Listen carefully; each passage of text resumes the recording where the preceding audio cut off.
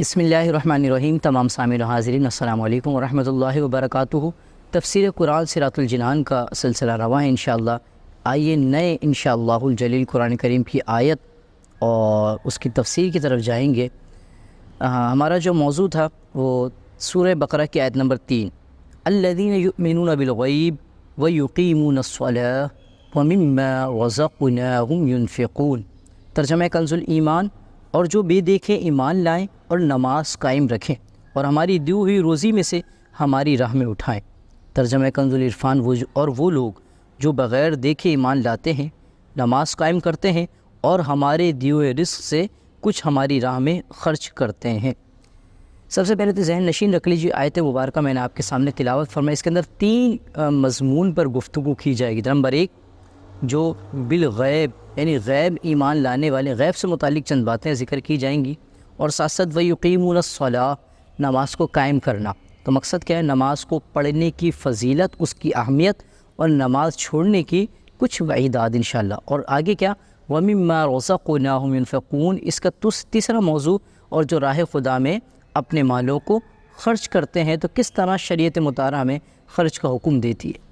سب سے پہلے ذہن رکھیں، یہاں سے لے کر یعنی کہ الذین یؤمنون بالغیب سے لے کر المفلحون تک کی 3 آیت میں مخلص مومنین کے بارے میں، جو ظاہری اور دونوں باطنی اعتبار سے، دونوں اعتبار سے ایمان والے ہیں، ان کا ذکر کیا گیا۔ اور اس کے بعد 2 آیتیں ان لوگوں کے بارے میں ہیں، 2 آیتیں جو ظاہری اور باطنی دونوں اعتبار سے کافر ہیں۔ اور اس کے بعد 13 آیتیں ان منافقین کے بارے میں جو کہ باطن میں کافر ہیں اور اپنے آپ کو مسلمان ظاہر کرتے ہیں۔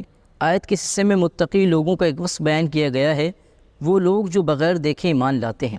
یعنی کہ ذہن نشین رکھیں، الذین یؤمنون بالغیب سے لے کے 3 آیتیں مخلص مومنین کے بارے میں، جو ظاہری اور باطنی دونوں اعتبار سے مومن ہیں۔ اس کے بعد کی جو 2 آیتیں ہیں وہ جو ایسے خالص کافر جو ظاہری اور باطنی دونوں اعتبار سے کفر پر ہے۔ اور اس کے بعد 13 آیتیں کا مبیش علماء فرماتے ہیں کہ وہ اس کے بعد والی جو 13 آیتیں ہیں وہ منافقین کے بارے میں ہیں۔ یعنی منافق ایسا بدبخت انسان ہوتا ہے، رب العالمین نے اس کے جو اوصاف ہیں 13 آیتوں پر اللہ نے اس کی علامات کو بیان فرمایا ہے۔ آئیے سب سے پہلے وہ لوگ جو بغیر دیکھے ایمان لاتے ہیں، یعنی وہ ان تمام چیزوں پر ایمان لاتے ہیں جو ان کی نگاہوں سے پوشیدہ ہے، اور جو ان کو نبی کریم صلی اللہ تعالیٰ علیہ وآلہ وسلم نے ان کے بارے میں خبر دی، جیسے مرنے کے بعد دوبارہ زندہ کیا جانا، قیامت کا ہونا، جنت کا ہونا، قبر کا ہونا، اسی کے ساتھ ساتھ دوزخ کا ہونا، یہ سارے اعمال کا حساب ہونا، قیامت کا قائم ہونا، ان تمام۔ ایک قول یہ بھی ہے کہ یہاں غیب سے مراد قلب یعنی دل مراد ہے۔ اس صورت میں اس کے معنی یہ ہوں گے کہ وہ دل سے مان لاتے ہیں، یعنی کہ آسان لفظوں میں سمجھیں، غیب سے مراد اگر غیب کا معنی اگر دل لیا جائے تو انسان یعنی کہ مخلص مومن وہ ہوتا ہے، سچا ایمان والا ہوتا ہے، ایماندار وہ ہوتا ہے جو اپنے دل سے دین اسلام کو قبول کرتا ہے۔ اب ایمان اور غیب سے متعلق چند اہم باتیں، اس آیت میں ایمان اور غیب کا ذکر ہوا، اس سے متعلق چند اہم باتیں یاد رکھیں۔ سب سے پہلے تو یاد رکھیں ایمان کسے کہتے ہیں۔ علماء فرماتے ہیں بندہ سچے دین کو اپنائے اور اس کی جو ضروریات ہے اس کا اپنی زبان سے انکار نہ کرے، اس کو ایمان کہا جائے۔ اسی کی تعریف کو ذکر کیا ہے۔ ایمان اسے کہتے ہیں کہ بندہ سچے دل سے ان سب باتوں کی تصدیق کرے جو ذریعات دین میں داخل ہیں، اور کسی ایک ضرورت دین کا انکار نہ کرے۔ اگر ایک بھی ضرورت دین کا انکار کرے گا تو وہ دین سے خارج ہو جائے گا، اس کو ایمان کہا جاتا ہے۔ ضرورت دین کیا ہے؟ اللہ رب العالمین کو ایک مانا ہے، اس کے حضور علیہ السلام کو اس کا نبی، آخری نبی ماننا ہے، جنت کا قائم ہونا ہے، دوزخ کا قائم ہونا ہے، مرنے کے بعد اٹھنا ہے، دوبارہ زندہ کیا جانا ہے، اعمال کا حساب ہونا ہے، قیامت کا قائم ہونا ہے۔ یہ تمام اعمال کیا ہے؟ یہ جو ضروریات دین۔ اچھا، عمل ایمان میں داخل نہیں ہے، اس لیے قرآن کریم میں اس کے لیے علیحدہ سے جو نا وصف کو ذکر کیا گیا ہے، علیحدہ سے کہ اس آیت میں بھی ایمان کے بعد نماز اور صدقے کا علیحدہ سے ذکر کیا گیا۔ غیب وہ پوشیدہ شے ہوتی ہے جس کو ہم اپنی حواس خمسہ کسے کہتے ہیں؟ دیکھنا، چکھنا، سونگنا، یہ حواس خمسہ کہلاتے ہیں۔ غیب وہ پوشیدہ شے ہوتی ہے جس کو انسان اپنی حواس خمسہ سے نہ جان سکے اور بدیہی طور پر اسے عقل معلوم کرنے سے قاصر ہو۔ جیسے مثال کے طور پر مرنے کے معاملات ہیں۔ اب عقل کو اگر دیکھیں کہ زبان سے انسان نہیں اندازہ لگا سکتا کہ میں کب مروں گا، آنکھیں نہیں بتا سکتی کہ کب جانے والے ہو، دوبارہ زندہ ہونے کے معاملات علماء نے فرمایا غیب وہ پوشیدہ علم ہوتا ہے جسے ہم اپنی حواس سے دیکھنے، چھونے وغیرہ سے اور بدیہی طور پر اپنی عقل سے اسے معلوم نہ کر سکیں۔ اچھا، غیب کی بھی دو قسم ہوتے ہیں، علماء فرماتے ہیں غیب کی دو قسمیں۔ نمبر ایک وہ غیب ہے جس کے حاصل ہونے پر کوئی دلیل نہ ہو، یہ علم غیب ذاتی ہے اور اللہ تعالیٰ کے ساتھ خاص ہے۔ جن آیت میں غیر اللہ سے غیب کی نفی کی گئی ہے اس میں یہاں سے یہ نہیں غیب مراد ہے، وہ صرف خالص اللہ رب العالمین کی ذاتی غیب مراد ہے۔ اور جس کے حاصل ہونے پر کوئی دلیل موجود ہو، جیسے اللہ تعالیٰ کی ذات، انبیاء علیہم الصلاۃ والسلام کی صفات اور ان قوموں کے احوال، نیز قیامت میں ہونے والے واقعات وغیرہ، یہ سب اللہ تعالیٰ کے بتانے سے معلوم ہے۔ اور جہاں بھی غیر اللہ کے غیب کی ثبوت کا معلومات ہے وہاں اللہ تعالیٰ کے بتانے سے ہی ہوتا ہے۔ اچھا، ایک بات یہ ذہن نشین رکھیے گا غیب سے متعلق کہ اللہ رب العالمین کے بتائے بغیر کسی کو غیب کا علم ہو سکتا نہیں۔ اور اللہ رب العالمین، ہم یہ کہتے ہیں کہ ہمارے محبوب کریم علیہ الصلاۃ والسلام کو غیب کا علم ہے۔ انبیاء علیہ الصلاۃ والسلام جیسے موسیٰ علیہ الصلاۃ والسلام اپنی قوم سے کہا کرتے تھے کہ میں بتا دوں کہ تم نے گھروں میں کیا چھپایا ہے اور کیا جمع کیا ہے۔ اللہ کے محبوب علیہ السلام کے لیے خود قرآن کریم کی آیت موجود ہے، وَمَا هُوَ عَلَى الْغَيْبِ بِضَنِينٍ، یہ نبی غیب بتانے میں وکیل نہیں۔ خود قرآن کریم کے اندر اللہ رب العالمین غیب سے متعلق اپنے انبیاء علیہ السلام کی طرف فرمائی، وَمَا كَانَ اللَّهُ لِيُطْلِعَكُمْ عَلَى الْغَيْبِ وَلَكِنَّ اللَّهَ يَجْتَبِي مِن رُّسُلِهِ مَن يَشَاءُ، اور یہ رب العالمین غیب پر کسی کو مطلع نہیں فرماتا لیکن اپنے رسولوں میں سے جسے چن لیتا ہے ان کو جو نا غیب کے جو نا پردوں یا غیب کے جو راز ہیں ان کی جو نا آگاہی دے دیتا ہے۔ تو خود قرآن کریم اس بات کی گواہی دے رہا ہے، جہاں جہاں غیب کی نفی کی گئی ہے وہاں اللہ رب العالمین کا ذاتی علم غیب ہے جو ایک کسی کو حاصل نہیں۔ اس کو ایسے سمجھیں، لیکن ایک میرا دیکھنا ہے، ایک رب العالمین کا دیکھنا ہے۔ میں اپنے دیکھنے میں کیا آنکھوں کا محتاج ہوں، میں اپنے سننے میں یہ بھی کس کے ہیں؟ میرے رب کے دیے ہوئے۔ تو میرا دیکھنا، سننا، چلنا سب یہ رب کی عطا ہے، اور رب العالمین کا دیکھنا اپنا ذاتی، اس کو ان چیزوں کی ضرورت نہیں ہے، اس کو کہتے ہیں ذاتی۔ تو لہذا اللہ رب العالمین کا جو ذاتی علم غیب ہے اس کی جو ہے نا علماء نے مطلب غیر اللہ سے نفی ثابت کی۔ باقی اس کے علاوہ اللہ جسے چاہے اپنے نبیوں میں سے، اپنے رسولوں میں سے، اپنے صحابہ میں سے، اپنے اولیاء میں سے وہ جو نا غیب کے معاملات کو مطلع فرما دیتا۔ تو اللہ کے بتائے بغیر کسی کو ایک ذرے برابر کا بھی علم غیب اگر کسی نے مانا تو پھر سمجھ لیں وہ قطعی کافر ہو جائے گا۔ اسی طریقے سے اچھا اس بات کو یہ بھی واضح ہو گئی کہ اللہ تعالیٰ اپنے مقرب بندوں میں سے جیسے انبیاء علیہ السلام، اولیاء اعظام، غیب کے دروازے کھولتا ہے، جو خود قرآن کریم اور حدیث میں اس موضوع پر مزید کلام، بلکہ سورہ عمران کی آیت نمبر 179 کی تفسیر میں بھی خود مذکور ہے۔ یہ ہو گیا غیب سے متعلق۔ اب اس آیت مبارکہ کا جو دوسرا حصہ تھا وَيُقِيمُونَ الصَّلَاةَ، اور نماز قائم کرتے ہیں۔ اس آیت کے حصے میں متقی کا ایک اور وصف بیان کیا جا رہا ہے، وہ کیا ہے؟ وہ نماز کو قائم کرنے والے ہیں۔ نماز کو قائم کرنے سے مراد کیا ہے؟ علماء فرماتے ہیں نماز کو قائم کرنے سے مراد اس کے ظاہری اور باطنی تقاضوں کے مطابق نماز کو ادا کرنا ہے۔ اب ظاہری حقوق کیا ہیں؟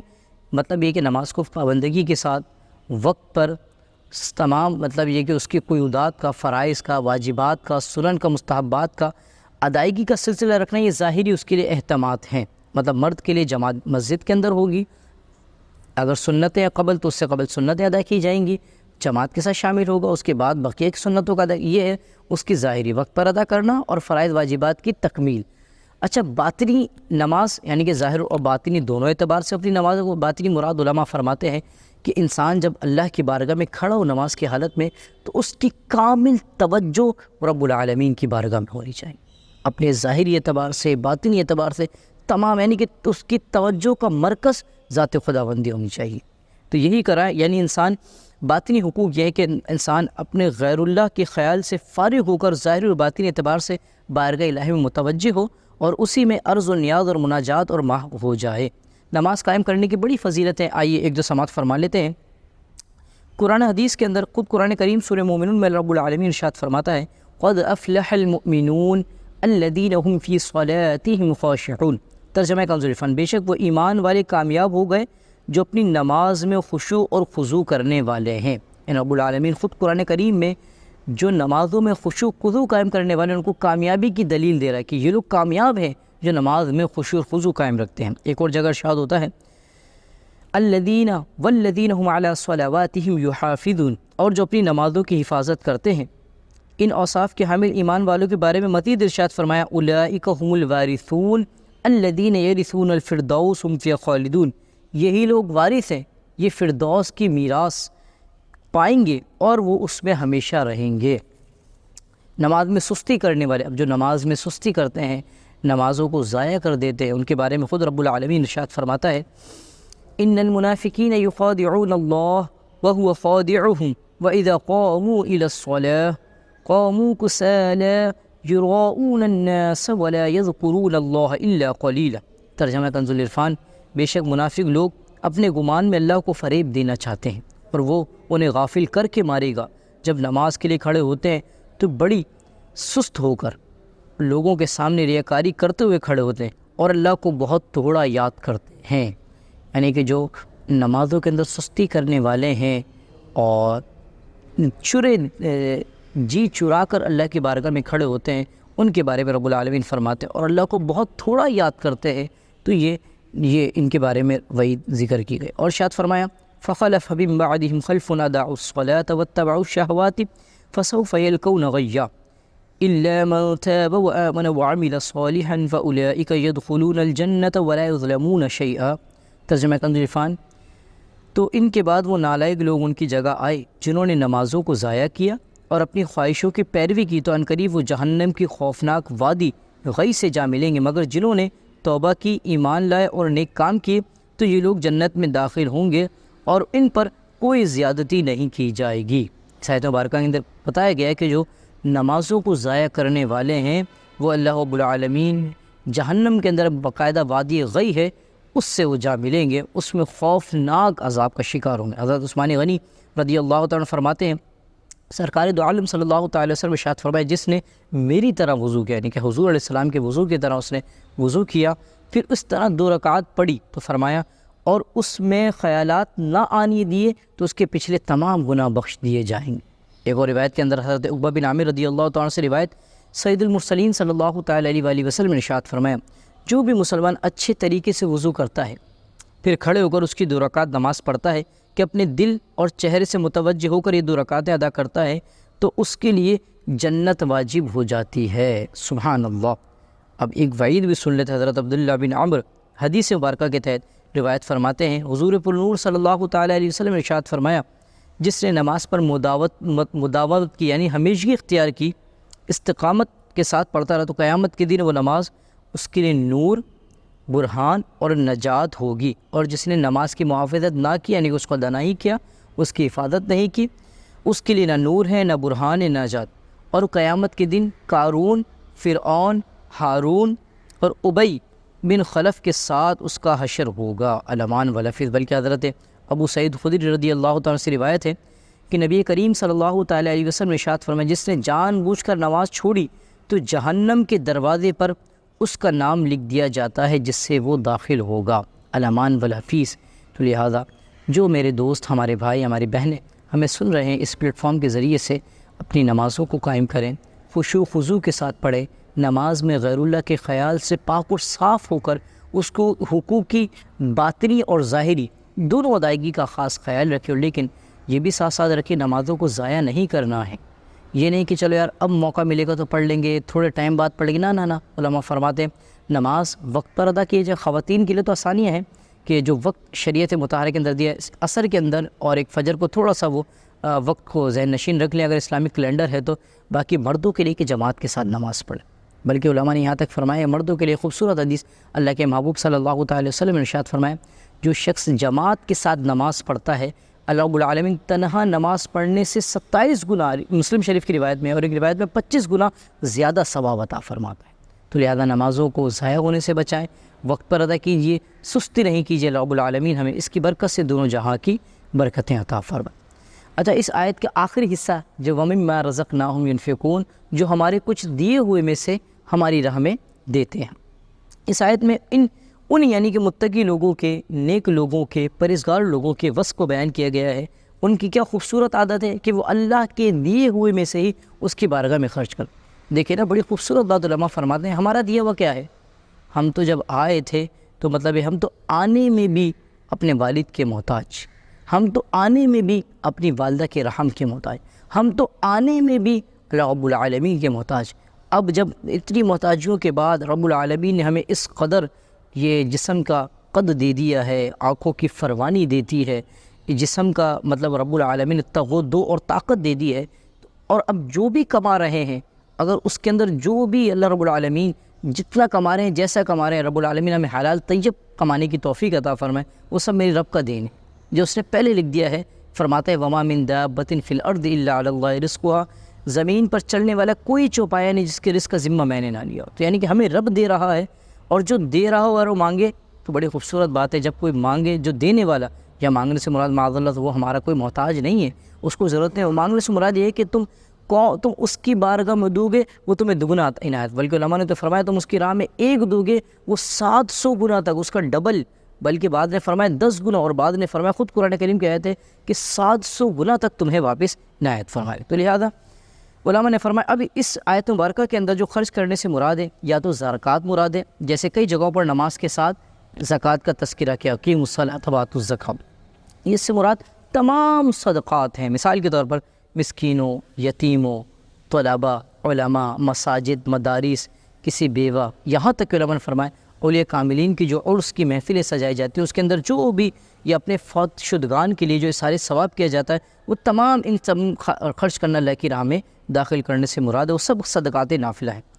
اچھا ایک بات یہ بھی یاد رکھیں، یہ فرمایا کہ جو ہمارے دیے ہوئے رزق میں سے ہماری راہ میں کچھ خرچ کرتے ہیں، یعنی اس سے معلوم ہے کہ راہ خدا میں ایسا نہیں ہونا چاہیے کہ انسان اتنا زیادہ خرچ کر دے کہ جو پھر وہ پچھتاوے کی طرف آ جائے، تو لہذا یہ بھی دیکھنا چاہیے، اور نہ ہی ایسا بھی نہ کرے کہ جو مثال کے طور پر وہ رب العالمین فرماتا ہے خرچ کرو تو ہم اپنے ہاتھ کو کھینچ رہے ہو، مطلب کنجوسی جسے کہا جاتا ہے، بخل جسے کہا جاتا ہے، معیانہ روی ہونا چاہیے، اعتدال ہونا چاہیے۔ خود قرآن کریم اس کی تعلیم فرماتا ہے وَلَا تَجْعَلْ يَدَكَ مَغْلُولَةً إِلَىٰ عُنُقِكَ وَلَا تَبْسُطْهَا كُلَّ الْبَسْطِ فَتَقْعُدَ مَلُومًا مَحْسُورًا، ترجمہ کنز العرفان، اور اپنا ہاتھ اپنی گردن سے بندھا ہوا نہ رکھو اور نہ پورا کھول دو، پھر ملامت میں حسرت میں بیٹھ جاؤ۔ اور کامل ایمانوں کا وصف بیان کرتے ہوئے ارشاد فرمایا وَالَّذِينَ إِذَا أَنفَقُوا لَمْ يُسْرِفُوا وَلَمْ يَقْتُرُوا وَكَانَ بَيْنَ ذَلِكَ قَوَامًا، اور وہ لوگ جب اللہ کی راہ میں خرچ کرتے ہیں تو نہ حد سے بڑھتے ہیں نہ تنگی کرتے ہیں، ان دونوں کے درمیان اعتدال سے رہتے ہیں۔